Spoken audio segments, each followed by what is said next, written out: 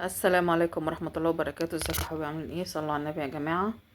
واحدة بعتالي بتقول ان حماها فاتح معرض اجهزة كبير تحت البيت، وجوزها شغال فيه، واقف معاه يعني مع ابوه كده.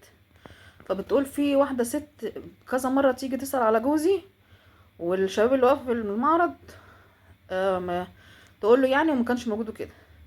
فبتقول الست دي جت مرة وانا موجودة مع جوزي تحت، واقفة تحت في المحل. راح قعدت تعيط وكده، فجوزي افتكرها ان هي زبونة مثلا يعني، ومعهاش ايه تكمل الاجهزة يعني وكده لبنتها ولا حاجة. اقعد يا امي مش عارفه ايه، قاعد يكلمها، هي مش كبيرة قوي. فبتقول فجأة طلعت، بتقول وانا ايه استعطفت معاها وقعدت ايه، قلت حنان قلب جوزي عليها بالمرة واسمع قصتها يعني وكده. تقول لقيت طلعت من كيسها قسيم الجواز بينها وبين حماية من 4 سنين، وعندهم ولد عنده متلازمة داون. بتقول واتفقنا على الطلاق، وابني محتاج عملية كبيرة في القلب، وهو مش عايز يدفع فلوس ولا يتكفل بمصاريف ولا اي حاجه. فبتقول جوزي ما كانش سامع اي حاجه، كل اللي كان بيعمله بيتاكد من قسيمه الجواز دي ان هي بجد ولا لا، من صوره البطاقه، الرقم القومي. بتقول حتى الشهود صحابات ابوه وهو عارفهم. فالمهم مصدقه، لا طب ايه، بالراحه كده وفهميني. قالت له انا متجوزه ابوك بقالي 4 سنين في السر، وخلفت وعيل عنده متلازمه داون، وعايزه عمليه في القلب كبيره. الاول كان بيصرف، وبعد كده معرفش ايه اللي جراله ولا بيسأل فينا. اتصل مهما اتصل ما يسألش. فانا ابني كده بيضيع مني، وده امانة وحرام. راح قال لها طب ايه، سيبيني بس كده ايه يومين اشوف الدنيا فيها ايه. فبتقول هي مشيت من هنا. طبعا جوزي خد رقمها وهي خد رقمه والعنوان ومش عارفه ايه والكلام ده. اتصل بابوه، بتقول ابوه كان في قمة الثبات. ايوه انت مالك، وما عملتش حاجه تغضب ربنا، انا عملت حاجه ربنا، واخرج انت من الموضوع ده، مالكش دعوه، انا هحله. والولد والعمليه وش قال له مالكش فيه، انا بقول لك انا هحل وما يشغلكش اي حاجه. فبيقول سكتنا خلاص 4 ايام، ولقينا بقى الست دي راحت لحماتي.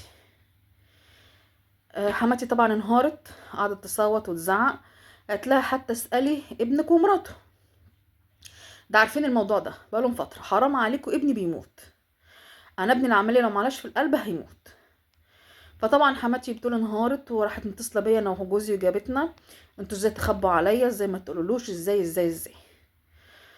فبتقول الست برضو راحت لجوزي المعرض تاني، راحت جايبه الواد معاه. فبتقول راح جوزي راح واخدها واخد العيل، وانا رحت معاهم ورحت المستشفى. ف...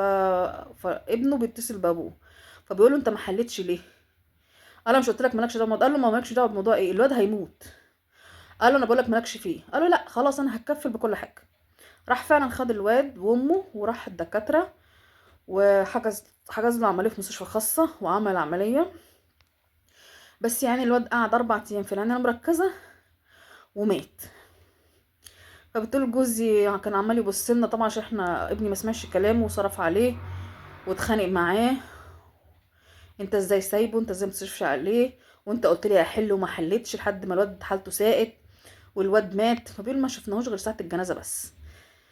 وبعد كده بتقول حتى بيبص لنا وجوزي وبيكلمنا كانه شماته يعني. يعني لو انتوا مش فاهماه، يعني مش متعاطف مع الواد اللي مات خالص، وجوزي زعلان وهيتجنن، وانا منظر الواد مش عايز يروح من عينينا، وجوزي عمال ضميره بيأنبه. انا يمكن عشان اتاخرت الواد مات، بس ابويا قال لي انا هتصرف وملكش دعوه. فانا افتكرت ان هو خده وراح للدكتور وهعمل عمليه وكده. فبتقول من ساعتها هو جوزي وانا وضميري بيأنبني. لا هو المفروض ما يأنبكيش انت، يعني المفروض يأنب ابوه. يعني انت اتجوزت عشان تبسط نفسك، وربنا كرمك بعيل تعبان، ده نعمه من عند ربنا ورزق. انت ما قدرتهاش او اخدها منك، وانت الله اعلم باللي جاي ايه. اصل ما حدش بيختار نصيبه، ده قدره، ده ابتلاء من عند ربنا. بس انت ما رعتوش، وذنب الواد في رقبه ابوه مش في رقبتك انت ما لحقتش تطول 4 ايام، وانت رحت عملت العمليه وكده، انت ما كنتش تعرف ان هو ما سالش.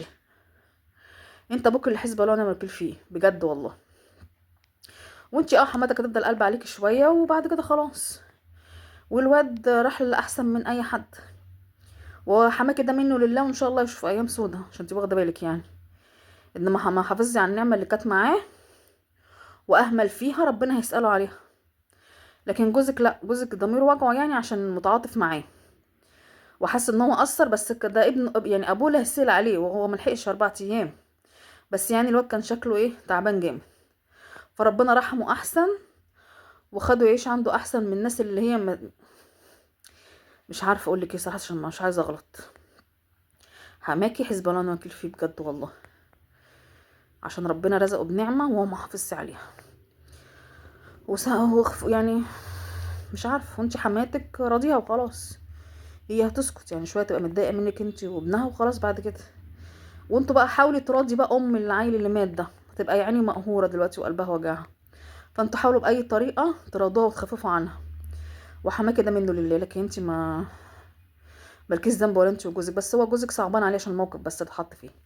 لكن اكيد ما فيش حاجه، ما قصرش، بدليل ان هو راح خده وعمل عمليه من ورا ابوه. وربنا يرحمه ويرحمنا جميعا. ولايكات بقى يا جماعه، و...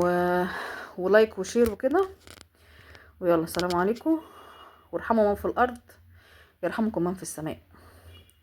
السلام عليكم، فيديو جديد.